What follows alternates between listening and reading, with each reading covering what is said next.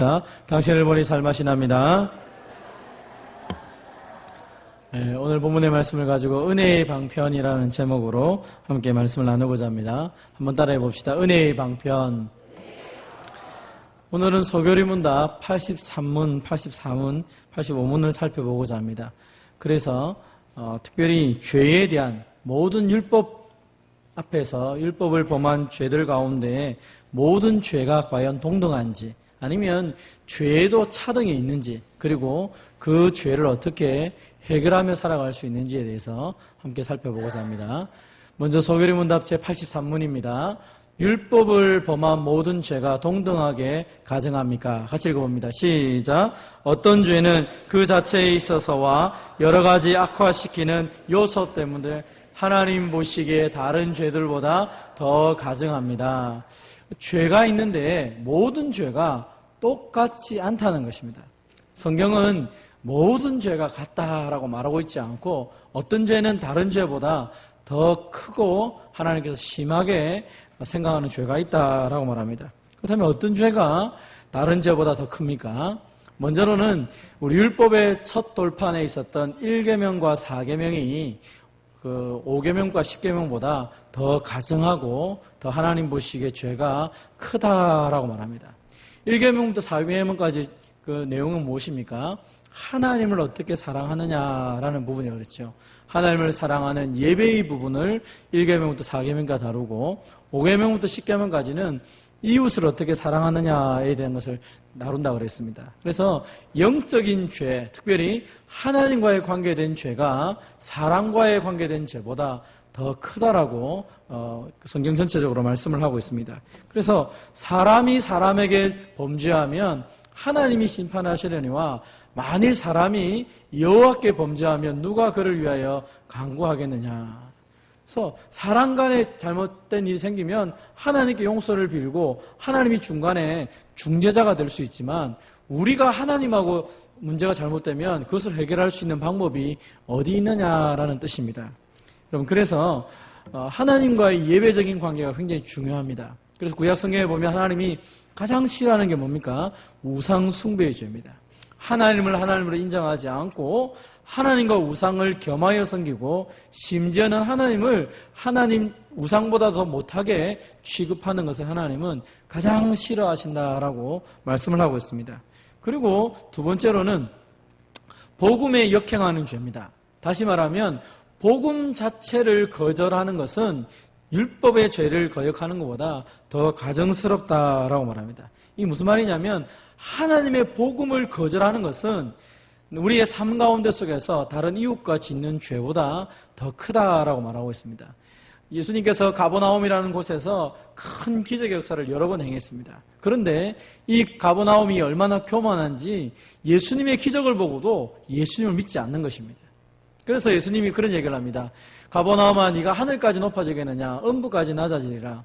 내게 행한 모든 권능을 소돔에서 행했더라면 그 성이 오늘까지 있었으리라.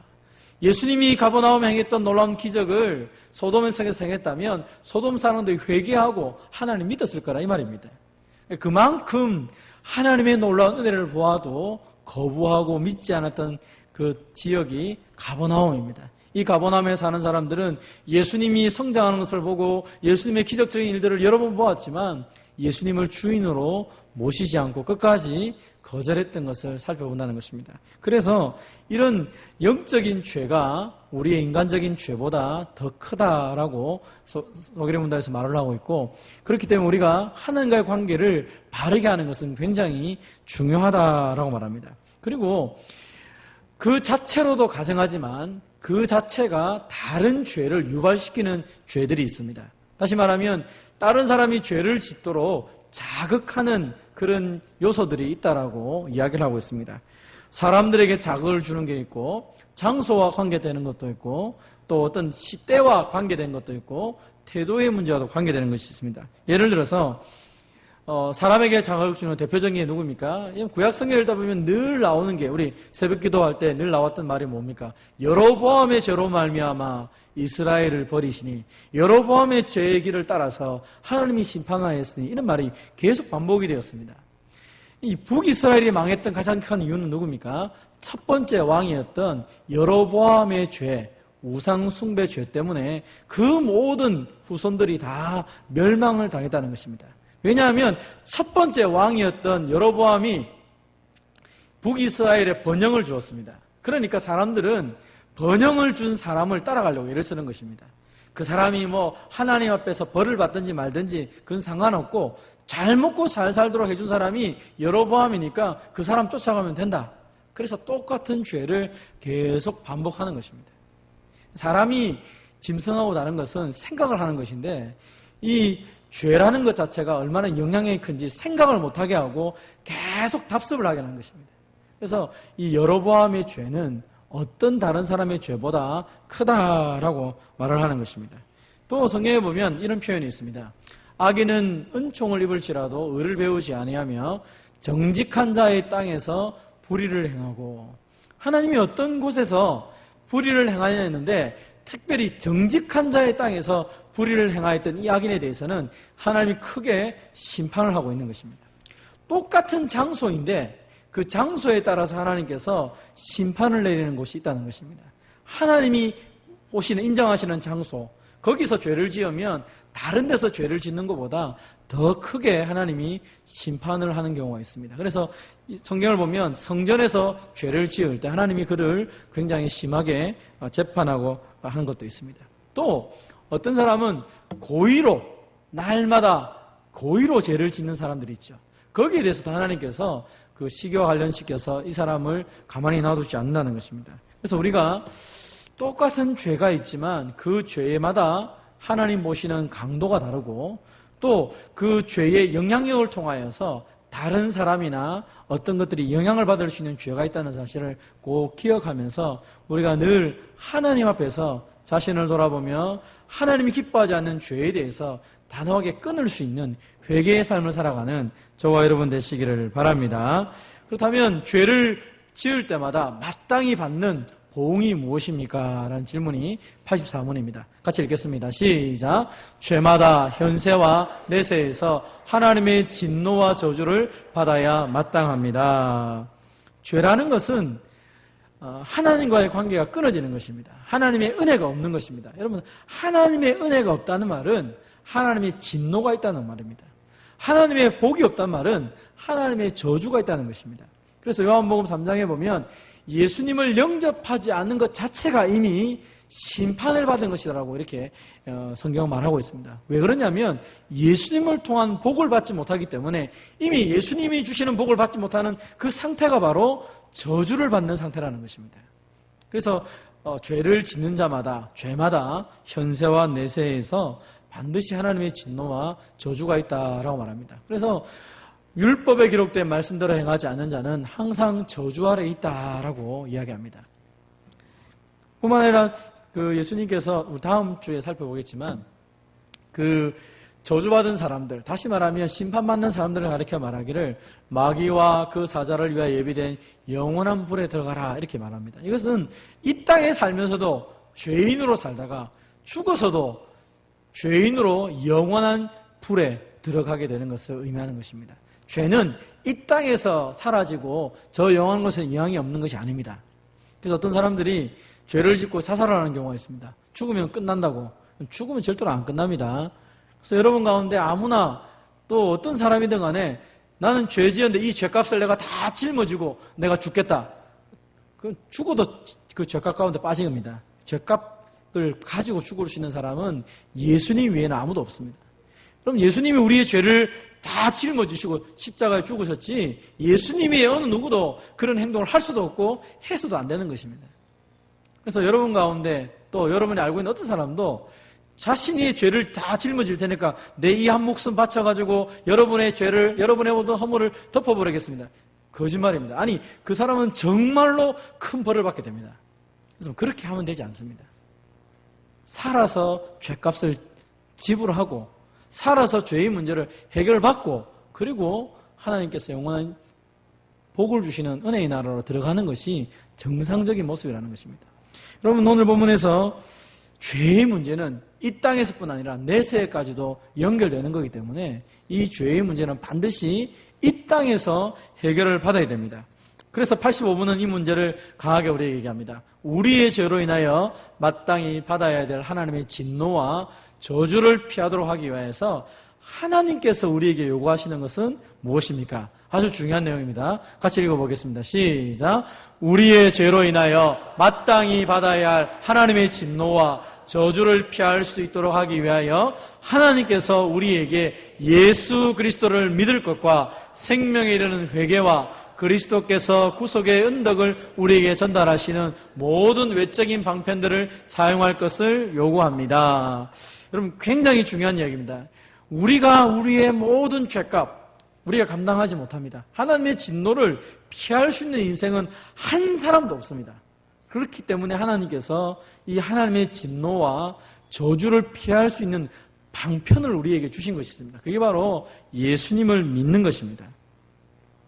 왜 예수님을 믿는 것이 우리에게 이렇게 귀한 것입니까? 우리가 이제 오늘 85문에서 이까지 하는데 86문에서 예수님을 믿는다는 게 무엇인가를 구체적으로 얘기합니다. 그리고 87문에서 생명에 이르는 회개라는 건 도대체 뭔지 거기에 대해서 얘기합니다. 그리고 88문에서는 그 외적인 은혜의 방편이라는 게 도대체 뭔가 이것에 대해서 우리가 구체적으로 배우게 될 것입니다. 오늘은 그냥 대략적인 것만 같이 배우기를 원합니다. 예수님을 믿는 것이 왜 중요한가? 예수님을 믿는다는 것은 이렇게 표현합니다. 같이 한번 읽어봅시다. 시작. 그에 대하여 모든 선지자도 증언하되 그를 믿는 사람들이 다 그의 이름을 힘입어 죄사함을 받는다 하였느니라. 아멘. 왜 예수를 믿는 게 중요합니까? 예수님의 이름을 힘입어서 죄사함을 받을 수 있기 때문입니다. 이것 외에는 방법이 없습니다. 그래서 예수님을 믿고 안 믿고는 선택의 문제가 아닙니다. 늘 우리가 이 말씀을 자꾸 너무 많이 듣기 때문에 우리는 이 말씀을 그냥 아이고 뭐 또 그 얘기 또 합니까 이렇게 하지만 여러분 사실과 충고는 다르다고 그랬지만 사실이라는 것은요 이거는 내가 인정하든 인정 안 하든 분명한 이야기입니다. 그래서 거기에 대한 결과는 반드시 따라오게 되어 있습니다. 예수님이 십자가의 죽으심을 통하여서 우리의 죄사함을 이루어 놓았습니다. 그래서 예수님을 믿으면 모든 사람이 죄사함을 받도록 되어 있습니다. 이것은 하나님의 약속입니다. 그런데 그것을 나는 너무 많이 들었기 때문에 나는 안 믿을 거예요. 그냥 뭐 내가 열심히 살면 되지. 그러면 열심히 산 것 때문에 지옥 갑니다. 세상에서 제일 억울한 사람이 누구냐면 열심히 착하게 살았는데 지옥 가는 사람입니다. 왜요? 제일 중요한 것을 놓쳤기 때문입니다. 우리가 끊임없이 자꾸 말씀을 통해 배우는 것은 우리가 착하게 살아가고 선행을 하는 이유는 구원받은 백성으로서 감사의 열매가 선행이 되는 것이지 구원의 조건이 선행이 아니라고 그랬습니다. 여러분 그래서 우리는 구원받기 위해서 열심히 살아가는 사람보다 더 열심히 살아가는 것입니다. 오늘 오전에 우리가 그 달란트 비유를 배웠지만 여러분 달란트 주인의 마음을 아는 사람은요 주인을 기쁘게 하기 위해서 더 열심히 일합니다. 너 열심히 일 안 하면 내가 벌 줄 거야. 그런 사람하고 차원이 다릅니다. 감사함으로 일하는 사람은 그 감사가 억지로 하라는 것과는 비교가 되지 않는 것입니다. 교회 봉사도 마찬가지고 우리 인생의 모든 것이 감사함으로 나와야 되지 그것이 누구로 하여금 네가 해야 된다, 안 하면 안 된다, 너 안 하면 벌 주겠다 이런 식으로 우리가 뭔가를 하기 시작하면 피곤하고 지치고 괴롭고 되는 게 없습니다. 선행도 마찬가지입니다. 구원받은 백성이기 때문에 하나님을 닮아가는 의미에서 하나님처럼 말하고 하나님처럼 행동하다 보니까 하나님이 선이시기 때문에 선한 열매가 나타나는 것입니다. 그게 선행이라는 것이죠. 나는 악한 사람인데 선한 사람을 흉내내려고 예를 써보십시오. 잘 안 됩니다. 우리가 언어를 고치는 데 있어서 제일 어려운 사람, 제가 이번에 대학 입시를 하는 사람한테 얘기를 들으니까 그분이 이런 얘기를 하시더라고요. 면접을 보러 가면 제일 면접이 안 되는 사람이 있대요. 그 면접관이 다 서울 수도권의 대학을 가면 수도권에 있는 교수들이 딱 앉아 있는데 그 수도권 교수님들 앞에 제일 말 못하는 사람들이 있대요. 학생들 중에. 누구냐 질문하니까 경상도 사람이고 남자고 이과생이면 절대로 면접에서 합격이 잘 안 된대요. 여러분 이 얘기 모르시죠? 경상도 사람은 말이 투박합니다. 남자는 더 투박하겠죠. 이과생들은 문장 자체가 짧습니다. 너의 생각이 어떠냐? 좋아요, 끝이에요. 뭐 다른 말이 없어요. 어떻게 생각하니? 그거는 그래요. 뭐 더 이상 말이 없다는 거예요. 그러니까 면접관이 재미가 없는 것이죠. 그러니까 떨어진다는 거예요, 대부분 다. 그럼 우리가 우리 인생 속에서 내가 아무리 해도 이 겉모습만 바뀐다고 해서 속이 바뀌는 게 아닙니다. 나는 악한 사람인데 선한 사람처럼 막 행동하려고 하면 그게 안 된다는 이 말입니다. 그래서 예수님을 믿는다는 것은 믿음을 통하여서 그 다음에 선행의 열매로 등장하는 것입니다. 그래서 우리에게 말씀하는 것이 너희가 하나님의 진노와 저주를 피하기 위해서는 예수님의 이름을 힘입어야 된다라고 말하는 것입니다. 오늘도 예수님을 믿는 것이 우리는 평범한 것처럼 느껴지지만 여러분 이게 사람들에게 복음을 전해보십시오. 사람들이 예수 믿는 게 얼마나 어려운지 아십니까? 본의로 안 된다는 것입니다. 내 힘으로 안 되는 것입니다. 예수 믿는 것은 성령 하나님의 감동이 아니면 될 수가 없는 것입니다. 저와 여러분이 예수님을 믿는다는 것은 기적 중에 기적이요 은혜 중에 은혜인 줄 믿으시길 바랍니다. 여러분 우리에게 하나님께서 진노를 피할 수 있도록 예수님을 믿게 만드셨습니다. 뿐만 아니라 우리에게 회개할 수 있는 은혜를 주셨죠. 너희가 회개하고 돌이켜 죄 없이 함을 받아라. 회개는요 아무나 되는 게 아니라 그렇습니다. 우리는 뉘우치는 거하고 회개가 다르다는 사실을 압니다. 뉘우치는 건 회개가 아닙니다. 회개라는 것은 뉘우칠 뿐 아니라 삶의 방향이 하나님께로 전환되는 것이고 삶을 고치는 것이 회개죠. 그것은 내 힘으로 역시 이것도 되는 게 아닙니다. 왜냐하면 여러분이 여러분을 이길 수 있는 사람이 없습니다. 우리가 아무리 결심하고 결단하고 해도 넘어지는 것입니다. 왜냐하면 죄가 그만큼 강하기 때문입니다. 그래서 예수님의 십자가를 의지하고 성령님의 능력으로 우리가 이 죄를 이기면서 날마다 연약함을 바라보며 회개하고 자기의 부족함을 인정하는 것입니다. 여러분 그것은 은혜의 모습인 것입니다. 그래서 이 회개를 통하여 죄 없이 함, 다시 말하면 죄의 영향력에서 자유함을 받게 된다고 성경은 말씀하고 있습니다. 그리고 우리에게 마지막으로 준 것이 무엇입니까? 전도에 미련한 것입니다. 여러분 참 이상한 것은 하나님이 이 세상에 등장하셔가지고 그냥 천사들을 보내시든지 환상을 보이셔서 다 예수 믿게 만들면 되겠는데 말 못하는 우리가 하는 말을 통하여서 다른 사람이 예수 믿게 만들더라는 것입니다. 저는 이것이 참 신기한 것 같습니다. 여러분 어떤 사람을 설득하기 위해서 막 설득을 하는 것하고 복음을 전하는 것하고 다르다는 것을 여러분 잘 알 것입니다.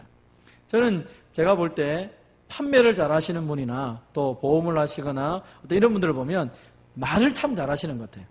잘 설득을 해서 그 사람에게 이 설득을 통하여 제품을 팔기도 하고 그 사람이 뭔가 하는 걸 볼 때 참 신기하다고 생각할 때가 많습니다. 그런데 제가 전에도 말씀드렸지만 저희 어머니 같은 경우에 말을 잘 못하시는 분입니다. 그런데 어머니를 통하여서 예수 믿은 사람들이 너무나 많아요. 예수 믿고 교회에서 직분자가 되고 교회를 섬기면서 사람들을 많이 이롭게 하는 분들을 많이 만났습니다. 어떻게 저렇게 말 못하는 어머니를 통하여서 사람들이 예수를 믿을까? 거기에는 전도의 미련한 모습, 자기가 경험한 것을 자기 입으로 이야기하고 자기가 믿는 것을 삶으로 보여줄 때 사람들이 바뀌더라는 것입니다. 바뀔 수가 없는데 바뀌더라는 것입니다. 놀라운 사실은 하나님이 그렇게 하기를 기뻐하신다는 것입니다. 그래서 여러분 우리가 우리 중에서 저는 전도도 못하고 나는 아무것도 못하고 그렇게 말할 필요가 없는 것이 하나님은 우리 자체를 통하여 하나님의 은혜를 세상 가운데 드러내기를 원하신다는 것입니다. 내가 1달란트 받았든 2달란트 받았든 5달란트 그게 중요한 것이 아니라 내가 말을 잘하든 똑똑하든 그게 중요한 것이 아니라 나 자체를 통하여 하나님을 드러내기를 하나님이 기뻐하신다는 것입니다. 여러분이 가는 곳마다 여러분 때문에 하나님의 사랑이 전해지는 것을 믿으시기를 바랍니다. 여러분 우리는 회개하고 전도하고 기도하고 이런 삶을 통하여서 은혜를 경험하게 됩니다. 기도라는 것 자체가 하나님께 내 모든 사정을 호소하는 것도 되지만 하나님의 은혜를 경험하는 시간이 됩니다. 그래서 어떤 분들이 얘기하는 것처럼 기도는 말을 하고 은혜를 누리는 시간이라고 그러죠. 은혜를 기도라는 것은 내가 할 말만 하고 끝나는 것이 아니라 하나님의 음성을 듣는 시간이라고 말합니다. 그래서 기도는 은혜의 방편이 됩니다. 여러분이 하나님 말씀을 깊이 마음속에 가지고 계시고 묵상하며 살아갈 때 여러분의 기도 시간에 하나님이 말씀을 생각나게 하시고 하나님을 가까이 하도록 한다는 것입니다. 그것이 다 이 은혜의 방편으로 우리에게 주어진 것이라고 성경은 말하고 있습니다. 그렇기 때문에 우리는 이 땅 가운데 속에서 꼭 기억할 것이 하나 있습니다. 한번 따라해봅시다. 한번 그대로 한번 읽어봅시다. 시작. 내가 믿어서 내가 회개해서 구원받는 것이 아니라 성령의 능력으로 그리스도의 중보의 유익을 받았습니다. 나의 모든 상황이 이미 다 변한 후에 내 믿음도 내 회개가 있습니다. 여러분, 이게 오늘 지금 했던 내용을 정리하는 문장입니다. 우리는 믿는 것도 내가 하고 회개도 내가 하고 구원도 내가 받는다고 생각합니다. 왜냐하면 실제로 여러분 회개를 여러분이 하지 않습니까? 저도 제 입으로 회개를 하고 예수님을 믿습니다라고 고백해서 예수님을 영접했습니다. 그런데 성경을 가만히 읽어보니까 믿음을 주는 것도 성령 하나님이 하시는 것이었고 회개를 하는 것도 성령 하나님께서 내 마음속에 역사하셔야지만이 회개를 할 수 있다는 것입니다. 그래서 우리는 사실은 우리의 삶이 이미 성령 하나님의 능력으로 변화되고 난 이후에 믿음도 생겼고 회개도 우리에게 주어졌다라고 말할 수 있습니다.